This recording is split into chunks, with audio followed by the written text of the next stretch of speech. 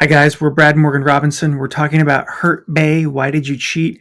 Exes confront each other on infidelity. We are relationship experts. We own a private practice. We have a podcast where we talk about how to heal broken trust. And we're here today to review and react to this video, Hurt Bay. Why do they cheat on each other? Why do they cheat? We haven't seen this yet. And so we don't know what we're getting into. And we're going to watch this with you, and we're going to pause occasionally, share our thoughts, and you're going to hear some expert opinions on this. So we're going to get started. You want to hit that play button? Okay, let's see how it goes. I'm kind of nervous, actually. Me too. What did you do?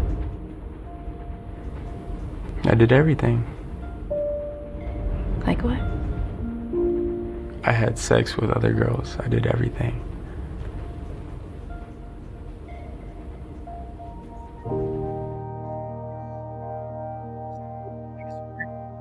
A lot of pain. Yeah, I mean, the way you said I just did everything. What's that mean? I had sex with other girls, Yeah. and he just says it with such cruelty. I don't know if he was being cruel, but she definitely was impacted by what he said. You know?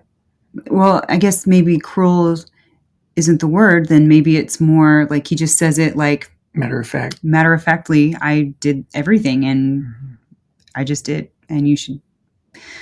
I don't know. Well, this is Be the okay kind with of it. well, this is the kind of stuff we see, like disclosure, people talking about now. Apparently, they're exes, but you can clearly still see her in pain. Like Yeah, she's still she's in hurting. pain, She's in yeah. pain. She's in turmoil. It's just sad to see this kind of stuff. Yeah, it is.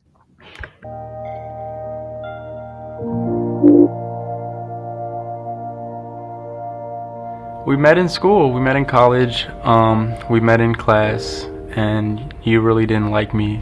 No, I didn't like you at first. A couple years later, we moved into like the same apartment complex, and the first day we both moved there, we like met on the elevator again, and it was like a reunion. And then you offered to bring my groceries upstairs. And yeah, we spent a lot of time together.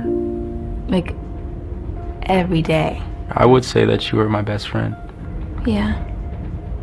Me too. Can I say something? Like, how do you go from falling in love to this? That's the question. Yep. And falling in love, best friend, being unfaithful, cheating like that. Yeah. That's Just kind of yeah. What friend does that? It's kind of the first thing. well, and that's the reaction of the average person who's betrayed is like, why? Why? Because I remember you being sweet and taking my groceries upstairs and those kinds of things. And it's interesting. You can see how much she still has such positive memories and feelings about him, even after he's hurt her so deeply. That's a good point. The other thing is how much emotion she has. Yeah. How little emotion he has. That's what I was trying to say when I saw maybe a cruelty, but it's just the lack of emotional depth. Yeah. Like his window of emotion is limited. Yeah. It's like an inch deep, and she's a feeler for sure. Yeah, it comes across as maybe cruel, but surely you can see he says, "You were my best friend." Well, okay, so he clearly cares. There's some kind of caring there. Well, and I think the other thing is like he's in the hot seat. He was unfaithful. That's right. Like this is public. How much of this is just embarrassment or shyness about being on camera? Yeah. Kind of knowing people are going to think he's the bad guy. Yeah, that's true. That's what I wonder anyway.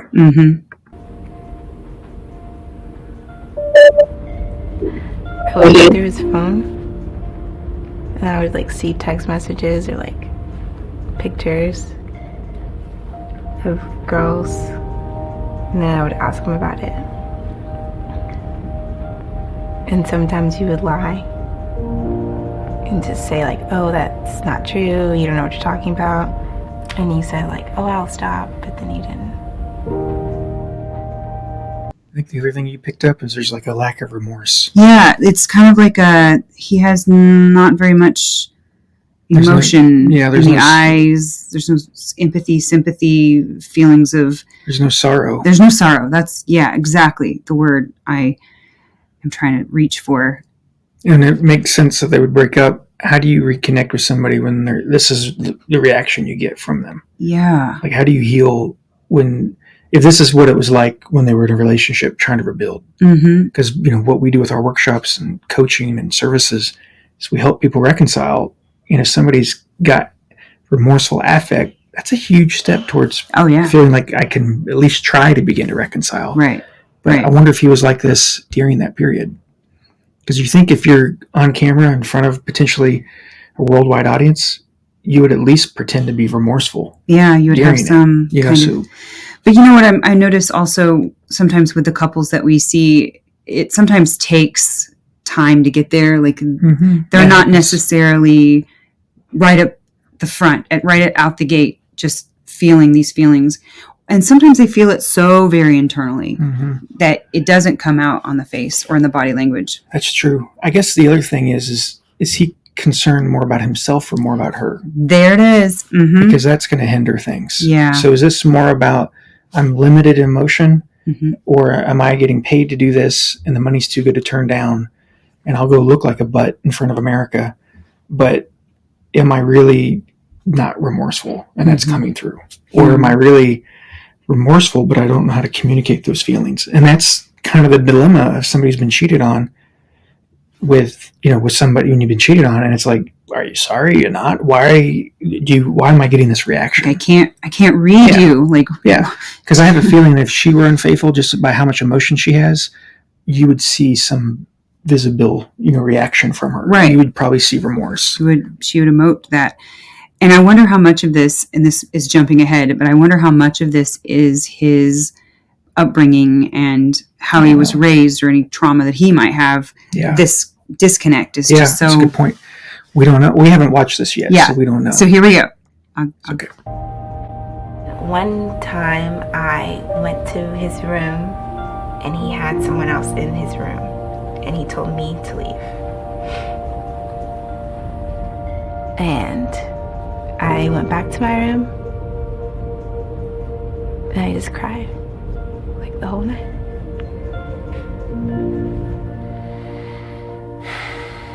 Maybe that's the first sign of remorse. And then I think I went like a little while without talking to you. And then you said something like, oh, I'm sorry, I'm not going to do it again. There was kind of a point where things weren't the same. What do you mean? Just like you would always go through my phone or my computer. Yeah, I didn't trust you. If you... Now, I don't know where he's going, but it's interesting. He's almost talking about his rights after her. I mean, like that's tremendously painful. I mean, yeah, that's ridiculous. Like you're living together, you're bringing a girl over to your room, your apartment with your girlfriend, and that you share with this person. Yeah, and you have her all night. This other woman over there all night, and then you're concerned about, hey, she's looking through my phone. He's concerned with his rights, right? Not about her. No wonder they broke up. Yeah, like that's not a formula for healthy rebuilding at all. Not at all. Would go to that measure to find whatever. Why wouldn't you just leave? I don't know. I think I was like stupid.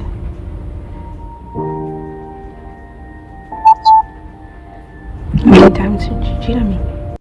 So why didn't you just leave? Yeah, why didn't you just leave? Well, I think that's important because most people, our experience of working with people from our workshops and coaching is they don't leave. Right. 72% of men and women choose to work it out.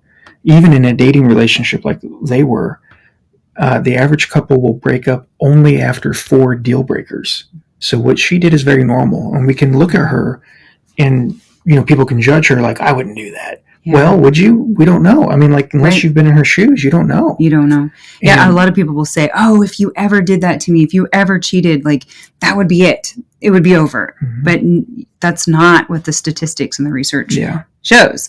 Yeah. It's quite the opposite, actually. Yeah, it is. And so he's like, why? So he's kind of like, she's, the whole point of this video is like, they're talking about his infidelity. Mm-hmm. And then he's putting it back on her. Well, why did you stay then? Why did you stay? Like, you almost signed up for this.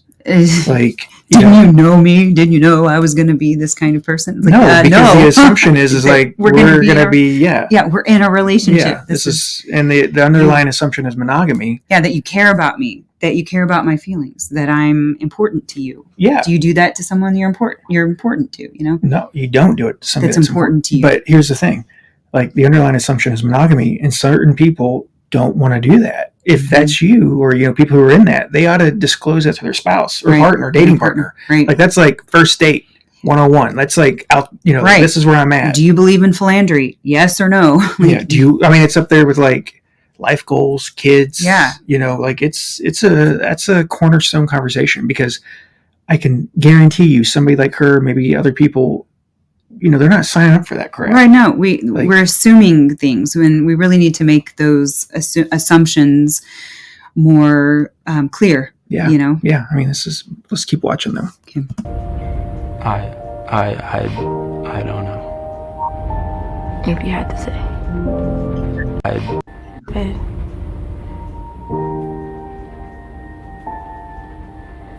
Should you cheat on me? I don't know. If you had to say. I wasn't counting.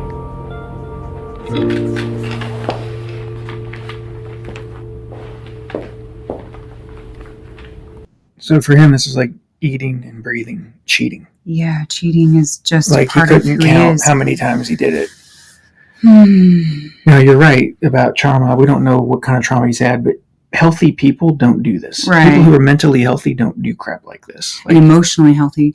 And the other thing too is maybe he doesn't fully know what the cheating is. Like, if there's emotional affairs or physical affairs, like maybe he can't even define that for himself because he doesn't know what she thinks is cheating and what, like. Sure, like the definition of it. Right. Like to him, like to some people, talking to someone on the phone or texting people is normal, whereas it, to others, it is infidelity. It's not being, monogamous. I have a feeling he's probably more physical than emotional. Yeah. Oh, yeah. Right. Like yeah. Just, but he can't answer that. He can't. So she gets up. Yeah. Walks out because that's hard. And I don't know how long they've been broken up, but it's clearly still heavy on her. Mm-hmm. Of course, it would be. Oh yeah. It's a major trauma. Oh Lord, have mercy.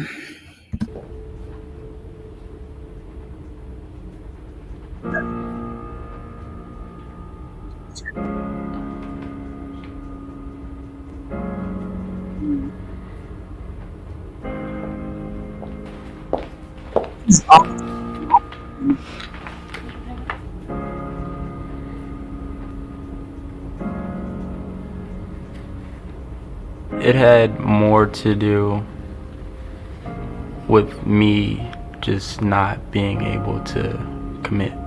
I think it's probably the first truthful thing he said. Yeah, the first truthful and introspective. Yeah, because in our workshops, one of the things we'll get into is like 3 drivers of affairs.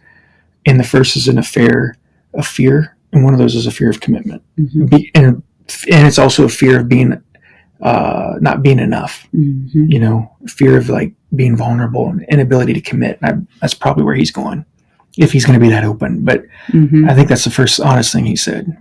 Mm-hmm. And what's interesting is this is the first time that maybe he's actually beginning to take responsibility. Yeah, for that's what incredibly important. So we'll see what happens. Why not? Because at the time I didn't want to. I think just sometimes we're not on the same page. Yeah, I think that's true. Are you blaming her? That we're not on the same page. I didn't want to commit. Sometimes I think we're just not on the same page. Maybe he's identifying what we were saying earlier, that some people that's just not their idea of what a relationship is. To him, it's just not sex. It's sex, yeah. Casual, not commitment. Well, you got to let people know that before you get into a serious relationship with them, because she clearly was not under that assumption. No, she wasn't. There's nothing that you could have done differently that I think would have prevented it. I think that you did everything that you needed to do to be a good girlfriend and I was lucky to have someone like you. I don't think you're a bad guy because he cheated. I forgave you. Why? I don't think he thinks he deserves forgiveness. Oh yeah, no, probably not. He's got a lot of shame. It's very clear. Yeah, and is it? What is it about her though, or is it self-focused shame? The self-focused shame is what I'm thinking. Because I think he thinks he's unworthy. Yeah. I think he feels like he's morally. He wouldn't use words like this probably, but morally wrong, off. He knows he's the offender. Mm-hmm. But why would you forgive me? I was a shark looking for prey. Mm-hmm. Like I used you basically. And I take the position where, I guess maybe I'm more hopeful, and I think about things in terms of like, he probably was never shown how to be that kind of man. And maybe there's some part of him that really wishes that he could be that man for her, but doesn't know how to, never was modeled it. And so he's just really doing what he's always known from maybe the men in his life, from the women in his life, his mother, whoever, aunt, grandma, whoever. That's just what he knows, and he doesn't know how to be any different. And it's really very sad because maybe there's a part of him who really does want this intimacy that he can't get through sex. Well, I think you're right. And this is unfortunately how generational trauma gets committed. That's right. Say they had a child, and then, maybe they weren't married or were married, but he continued this. There's like... It's passed on generation to generation. And then generational trauma gets created because the kids get impacted by this, and mom is traumatized and isn't able to adequately provide care. And that may have happened to him. Yeah. Sometimes people will repeat what happened to them. That's right. What they saw. And but what's so almost like beautiful about that is one person can make a change. Mm-hmm. Just one person can make that change. You can break these cycles, these generational problems by just like one or two choices. Oh, you're right. That's a good point. Yeah, it doesn't have to be incredible. It doesn't have to be this major shift of like huge things all at once. No, it's like little baby steps can make a huge difference. That's actually a really good point, because I'll tell people sometimes, like people I'll work with or at the workshops, there's maybe 5 bad decisions that got you here. Yeah. And 5 good ones can get you out. Yeah. That's a good point. That's a good point. I like that.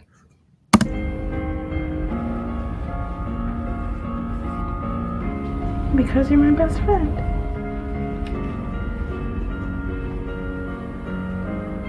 That's what she was saying. Yeah, he was saying, why did you forgive me? Why?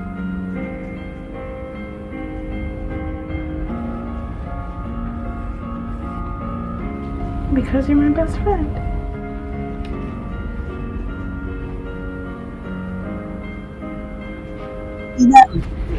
But it was hard. I think we're like in the first stage of moving on. And forgiveness isn't always, it's not really always for that person who hurt you or wronged you. It's for your own self, right? Forgiveness is for our healing just as much, or if more, than it is for the person who wronged us. So for her mental health, for her emotional health, she needs to be able to heal those wounds, and forgiveness is part of that for herself. Yeah. I think we both kind of accepted for the first time that it's really over. Do you think he's here to encourage her that this is really done? That's a good question, because that's actually, I'm surprised at him saying that, because I don't think it's over for her. It doesn't feel over for her. I almost feel like she's holding out some part of her heart for this guy she thinks he is or could be, or, and he's like, I'm sorry, it's just not me. I'm not that person. But so maybe this is his way of pushing back against her. Maybe that's part of why he's done this. But it's kind of like, in the beginning, he was like the knight in shining armor. Like, first she didn't like him, but then like a year later, I think they're in an apartment, they see each other in this apartment, and he helps her carry groceries upstairs. Yeah. Like, he may have been, like somebody who maybe treated her differently than other men in her life. Like, he was a gentleman. He helped her. He did kind things. But maybe he did that for an end goal. Yeah, maybe to use her. Maybe like it was part of his flirtation and womanizing. Yeah, right. Maybe it was just operational for him, and for her it was like, this guy is really wonderful. He's not, like other guys. Yeah. But he really was doing it for his own end. Maybe she's in love with that image. The image, the idea. Of that time. Yeah. Not who he really proved himself to be and showed himself to be. Yeah. And maybe she wants, I don't know. Maybe she wants to get back to that. Yeah. But kind of I'm going to rewind this again, but it just made me think like maybe he's like trying to reassure her like this is over. This is over. Maybe, I don't know. We'll see. I think we both kind of accepted for the first time that it's really over. I couldn't, like, today I couldn't. Or maybe he wants to hear her say, no, it's not over. Like, I really do love you. Like, maybe he wants to hear that, or maybe some part of him does. I think he's trying to help her go. To let go? I think he knows, like, this relationship's over, and he's just trying to help her go. I think. That's what I'm thinking at the moment. I mean, it seems that way. Okay. I couldn't see, like, my life without you. But kind of accepted for the first time that it's really over. I couldn't, like, today I couldn't see, like, my life without you. But I don't know. I feel like you hurt me a lot, so I feel like you abandoned me. I apologize for hurting you, and I hope in the future we can remain good friends, and I get a chance to see you grow into the woman that you're becoming.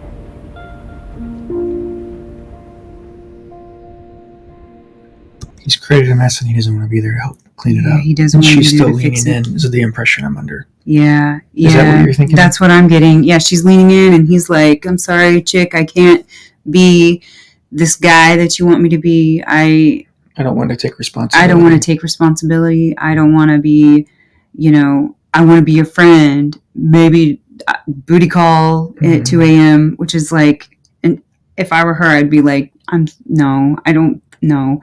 But then again, that's the thing. When you have other people in your life helping you through, like, I wonder who's in her life. Like, where are her friends? Where is her mother? Where are the people in her life who are there to help her pick up the pieces, and it's very hard. It's so very hard because we want to see these people. We want to see this person in this certain way, because we want this intimacy. We want this love. And some part of us worries that that's never going to happen again. But if we're looking in the right places, you can find, a good man, a good woman who will treat you the way you need to be treated, who will love you and care for you. But it can feel so very hopeless, like it will never happen. But, that's when we need to be able to rely on those friends in our lives, those close, family. Good friends, the family who can be like, you know what, he wasn't the right fit. Let's get distracted with other things that are good things for us, that are, let's exercise. Let's focus on going and doing things together with the people who really do care for us and love us and treat us the right way. And so that's what I'm feeling right now. I feel sad for both of them because he's really missing out on such intimacy that he will never, ever get. At this moment in time, I still think she. Yeah. Now, I think so that's important. The average person who gets cheated on doesn't fall out of love with the person who broke their trust right away. Right. It takes time. And so there's apprehension.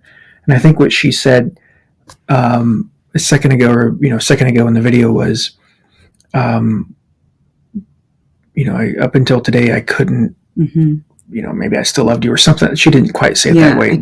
I could see myself still with you. Yeah. But you hurt me. But you hurt me. You abandoned me. And I think that's probably what she tells herself to try to shake her of the feelings. Mm-hmm. And there's a common for people who've been betrayed.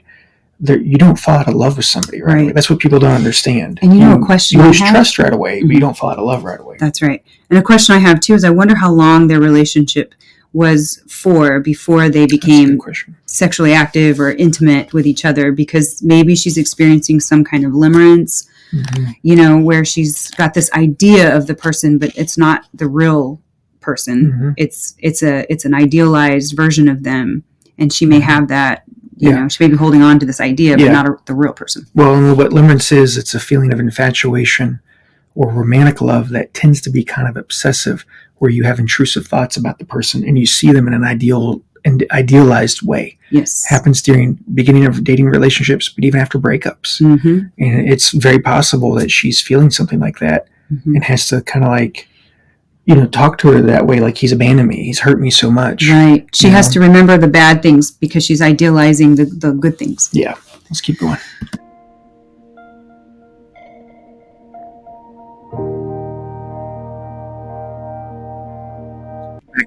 The woman, we can remain good friends, and I get a chance to see you grow into the woman that you're becoming.